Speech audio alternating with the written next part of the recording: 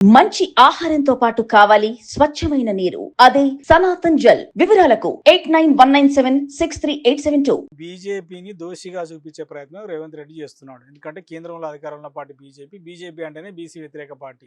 నేను చిత్తశుద్ధితో చేసిన బిల్లు పంపిన ఆర్డినెన్స్ పంపిన రెండు కూడా వాళ్ళ ఇన్ఫ్లుయెన్స్ పెండింగ్లో పెట్టుకున్నారు అంటున్నారు.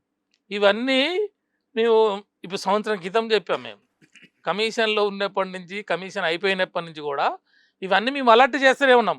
మేము మా సోదరులు అంతా కూడా వీళ్ళు ఏం చేస్తారని మాకు తెలుసు. ఎందుకంటే అక్కడ ఆర్డినెన్స్ వస్తుందో తెలుసు, బిల్లులు పంపితే ఏమవుతుందో తెలుసు మనకి. అక్కడ నేషనల్ ఇష్యూ కాబట్టి సెంట్రల్లో అది ఉభయ సభలో నీకు రావాలి చట్టమై. అది ఎట్లయితుంది 2/3 అది 80% కాదని తెలుసు. ఇవన్నీ మాకు తెలుసు. ఈ ఆర్డినెన్స్ కూడా కాదని తెలుసు మాకు. అందుకే మేము ఏమంటున్నాము, వీళ్ళు మోసం చేస్తున్నారు. కాంగ్రెస్ పార్టీ ప్రజల్ని తప్పుదోవ పట్టిస్తున్నారు, ప్రతిపక్షాల మీద బురద తల్లుతున్నారు.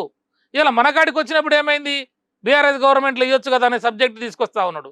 బీఆర్ఎస్ గవర్నమెంట్లో కూడా ఆర్డినెన్స్ 34% ఉండాలని తీసినాం. ఇది కదా సబ్జెక్టు. దాన్ని మళ్ళీ కోర్టులోకి పోయింది వాళ్ళే. ఆ రోజు ఆపిచ్చారు కదా, మళ్ళీ 22కు పోయింది. సుప్రీంకోర్టులో కూడా మనం పోయి అప్పీల్కి వెళ్ళాం. అప్పీల్లో అక్కడ ఏమన్నారు, క్యాబ్ ఆల్రెడీ ఉన్నది కాబట్టి, ఆల్రెడీ జడ్జిమెంట్ ఉంది కాబట్టి అక్కడి నుంచి మీరు ఎక్సిట్ కానికి లేదు.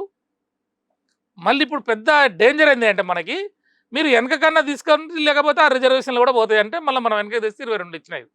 ఇప్పుడు అసలు వీళ్ళ చిత్తశుద్ధి ఉంటే అసలు సుప్రీంకోర్టులో రివ్యూ పిటిషన్ వేసుకోవాలి కదా.